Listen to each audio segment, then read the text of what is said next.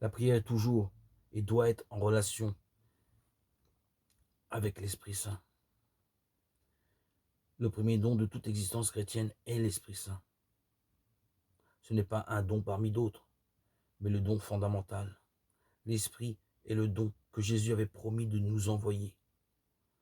Sans l'Esprit, il n'y a pas de relation avec le Christ et avec le Père, car l'Esprit ouvre notre cœur à la présence de Dieu et l'attire dans ce tourbillon d'amour qui est le cœur même de Dieu.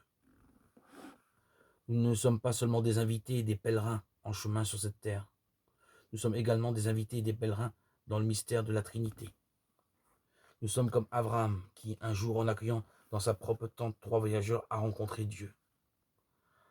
En vérité, si nous pouvons invoquer Dieu en l'appelant Abba, Père, c'est parce que l'Esprit Saint habite en nous.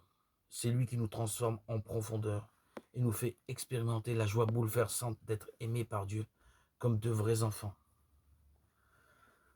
Tout le travail spirituel en nous vis-à-vis de Dieu est fait par l'Esprit Saint, ce dont il travaille en nous pour mener notre vie chrétienne vers le Père avec Jésus.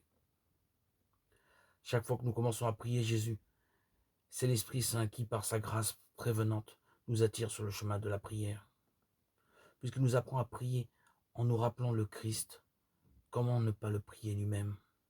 C'est pourquoi l'Église nous invite à implorer chaque jour le Saint-Esprit, spécialement au commencement et au terme de toute action importante. Voilà quelle est l'œuvre de l'Esprit en nous. Il nous rappelle Jésus et nous le rend présent. Nous pouvons dire qu'il est notre mémoire trinitaire.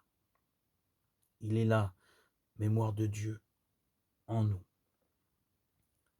Il rend Jésus présent pour qu'il ne soit pas réduit à un personnage du passé. C'est-à-dire que l'Esprit amène Jésus au présent dans notre conscience.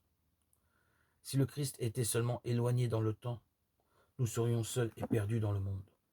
Certes, nous nous rappellerions Jésus là-bas, au loin, mais c'est l'Esprit qui l'amène aujourd'hui, maintenant, en ce moment, dans notre cœur. Dans l'Esprit, tout est vivifié. La possibilité de rencontrer le Christ est ouverte aux chrétiens de tout temps et de tout lieu. Rencontrer Jésus est désormais possible, et pas seulement comme un personnage historique. Non, l'Esprit attire Jésus dans nos cœurs.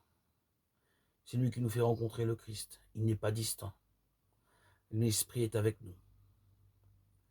Jésus éduque encore ses disciples en transformant leur cœur comme il le fit avec Pierre, Paul, avec Marie de Magdala, avec tous les apôtres. Mais pourquoi Jésus est-il présent? Parce que c'est l'Esprit qui nous le rend présent. C'est l'expérience qu'ont vécu tant de priants, des hommes et des femmes que l'Esprit a formés à la mesure du Christ, dans la miséricorde, dans le service, dans la prière, dans l'enseignement. C'est une grâce de pouvoir rencontrer de telles personnes. On s'aperçoit qu'une vie différente palpite en elles. Leur regard voit au-delà.